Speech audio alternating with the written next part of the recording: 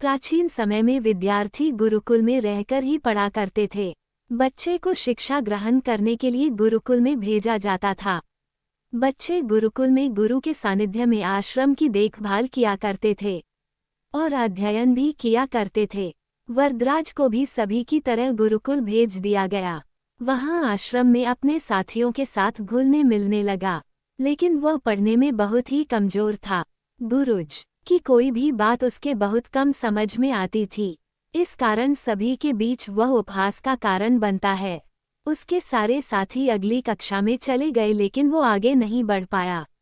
गुरुजी जी ने भी आखिर हार मानकर उसे बोला, बेटा वरदराज, मैंने सारे प्रयास करके देख लिए हैं।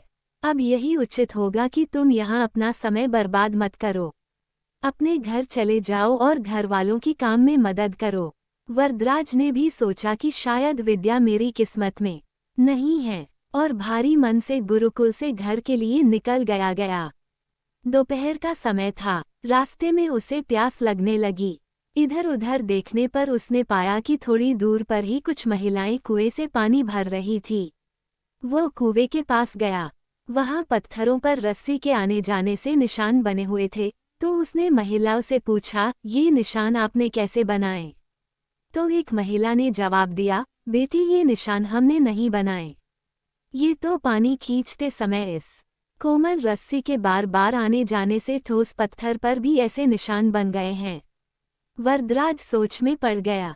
उसने विचार किया कि जब एक कोमल से रस्सी के बार बार आने जाने से एक ठोस पत्थर पर गहरे निशान बन सकते हैं, तब निरंतर अभ्यास से मैं विद्या ग्रहण क्यों नहीं कर सकता।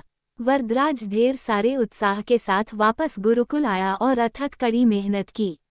गुरुजी ने भी खुश होकर भरपूर सहयोग किया।